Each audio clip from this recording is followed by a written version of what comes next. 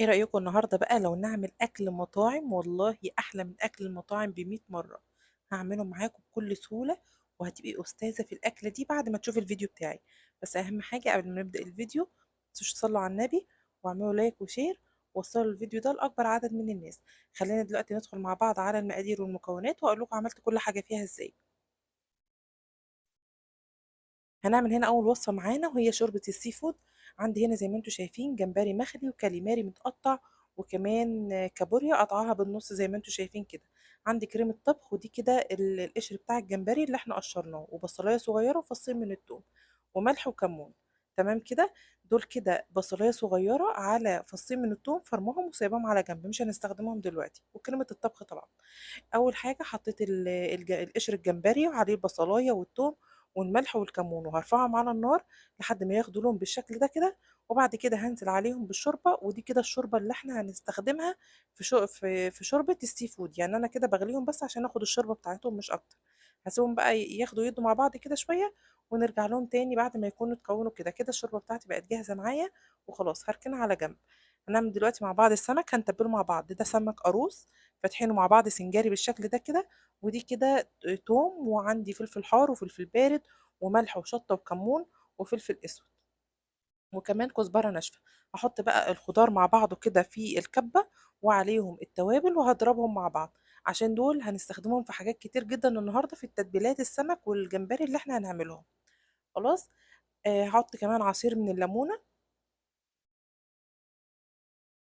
بالشكل ده كده. ممكن كمان نقشر الليمونه ونحطها نحط الليمونه، بس بعد ما نقشرها نحط الليمونه سليمه كده في الكبه، تتفرم معاهم برضو تدي مزازه حلوه جدا. خلاص. هعصر بقى كل ده مع بعض وافرمهم واجيبهم تاني. ده كده الدقه بتاعتنا. بعد ما فرمناها هبدا ان انا اتبل السمكه بالشكل ده كده كلها. وخدت معلقه من التتبيله على طماطم وفلفل وبصل، انا مقطعاهم عشان دول هنحطهم على السمكه. خلاص. هقلب عليهم بقى معلقه من التتبيله، وبعد كده هفردهم على السمكه بتاعتي وادخلها الفرن بالشكل ده كده. قطعوا البصل صغير جدا والبطاطس وسوري البصل والفلفل والطماطم. هوزعهم كده.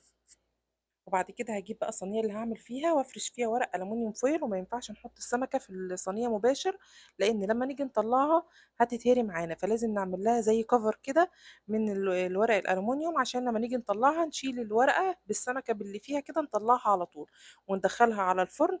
بحطها تحت الشوايه، وبحط الشوايه بحط الرف عند اقرب حاجه للشوايه، وبحطها كده لحد ما تاخد لون والسمكه بتستوي، ما فيش ربع ساعه وبتكون استوت. خلاص. نيجي بقى نعمل الشوربه بتاعه السي فود. حطيت شويه من الزيت، او ممكن تحطي مكعب من الزبده، وحطيت عليها بصلايه صغيره مفرومه، ومعاهم فصين من الثوم، مش اكتر من كده. خلاص. احنا بس عايزين ايه؟ تديها نكهه كده بسيطه، مش عايزين حاجات كتير. هنزل بقى معايا بالكاليماري والجمبري والكابوريا، اي حاجه عندك المتوفر يعني. هتنزلي بيهم كده، وبعد كده هتفضلي تقلبي فيهم لحد ما كلهم ياخدوا لون اورنج، اللون اللي هو البرتقاني اللي هتشوفيه دلوقتي.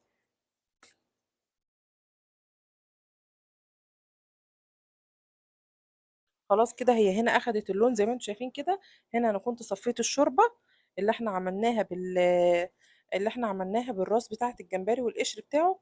اهو كده انا بستخدم الشوربه في كده، بتديها طعم حلو جدا، احلى ما تعمليها من غير الشوربه دي. خلاص. ده كده كانت الشوربه اللي احنا استخدمناها. اهو. زودتها بس شويه من الميه على الكابوريا والحاجات، لان الشوربه كانت قليله شويه. وبعد كده هجيب كمان معايا التوابل بتاعتي، شويه من الكمون وشويه من الملح، مش هزود اكتر من كده في التوابل.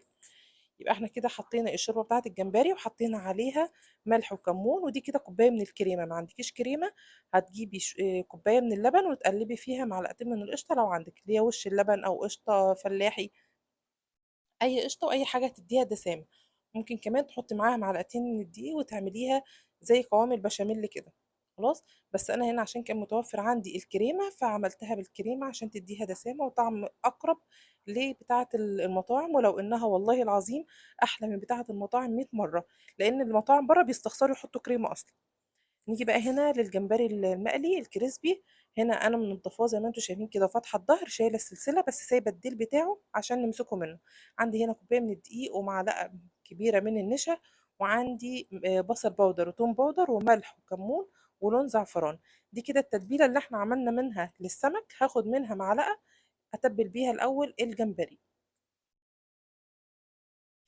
انا عايزة الجمبري يكون شارب من التتبيلة كويس قبل ما احطه في الخلطة اللي احنا هنعملها دلوقتي، اللي هي خلطة العجينة اللي هنعملها عشان نقلي بيها. خلاص. هقلب بقى الجمبري بتاعي، هقلبه بالتتبيلة كويس جدا عشان كله يوصله التتبيلة بالشكل ده.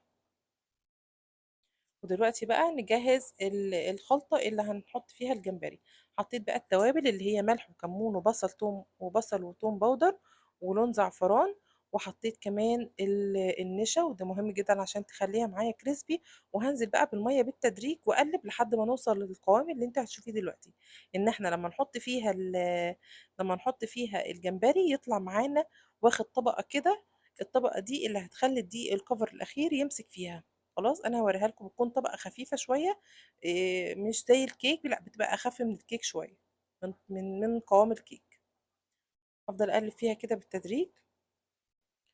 نجهز بقى الطبقه الاخيره. حطيت كده دقيق وحطيت عليه نشا ونفس التوابل اللي حطيناها على الخلطه اللي عملناها هنحطها كمان على الدقيق، اللي هي ملح وكمون وبصل باودر وشطه ولون الزعفران بيديله صفار حلو جدا.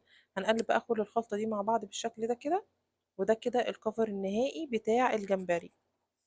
هبدأ بقى، شايفين القوام عامل ازاي لما بطلع الجمبري؟ بيبقى واخد طبقة كده من الخليط اللي احنا عملناه بالشكل ده. بقلبه كده وبفضل ان انا انفضه واشيله تاني واقلبه تاني بالشكل ده عشان يعمل معايا التعرجات اللي انتوا شايفينها دي. هنا بس انا ما كنتش ممكن ظابطه الكاميرا شويه. ممكن عشان كده انتوا مش شايفين قوي التعرجات اللي عاملاها الكفر الاخير ده. اهو انا بحاول اقربها لكم اهو عشان كمان تشوفوها كويس من قرب. نعمل على قد اللي احنا هنحطه في الطاسه، بس اللي احنا هنقليه بس، لان لما بنزود اكتر من كده لما بيقعد وعليه الكفر النهائي ده بيعجن كده وما بيبقاش حلو لما بيتقلي. هكملهم بقى كل الكميه اللي هحطها في الطاسه، اول طاسه هكملهم بالشكل ده. ونروح دلوقتي على زيت يكون على النار، زيت غزير. وزي ما انتوا شايفين كده يكون الزيت سخن، اللي هو لما ننزل يعمل معانا الفقاعات اللي انتوا شايفينها دي. خلاص. هو من الحاجات اللي ما بتاخدش تسوية، فمجرد ما بياخد لون من الناحيتين بنطلعه على طول بالشكل ده. اول ما ياخد اللون الجميل ده هنقوم مطلعينه على طول. شايفين ما شاء الله، الله اكبر. حاجة كده جميلة جدا والله العظيم، احلى 100 مرة من اللي بناكله بره.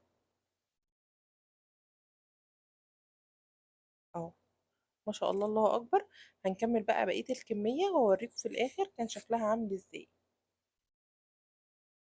نحاول بس ان احنا واحنا بنحطه في الطاسة ما يبقاش لازق في بعضه.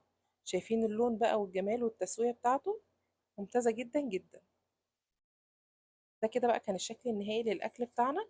انا ما صورتش معاكم الرز عشان ما اطولش عليكم الفيديو. الرز عادي، اللي هو الرز الصياديه بتاعنا العادي جدا، اللي هو بنحمر البصله لحد ما تاخد اللون البني الغامق شويه ده. وبعد كده بننزل عليها بالميه ونسيبها تغلي بتسيب البصله تغلي في الميه وبنحط عليها ملح وكمون. واول ما بتغلي بننزل بالرز بتاعنا ويكون ارتفاع الميه عقله فوق الرز. خلاص. دي كده شوربه السي فود بتاعتنا القمر، حاجه كده جميله جدا جدا جدا اقسم بالله. مش هتاكلوها بره تاني. جربوها بالطريقه دي ومش هتاكلوها بره تاني. ده كده كانت كمان شوربه السي فود والسمك بتاعنا. ودي كده كانت اكلتنا النهارده. اتمنى تكونوا استفدتوا من الفيديو، يكون عجبكم. ويا ريت بقى لو عجبكم ما تنسوش تعملوا لي لايك وشير. سيبكم في رعايه الله. باي باي.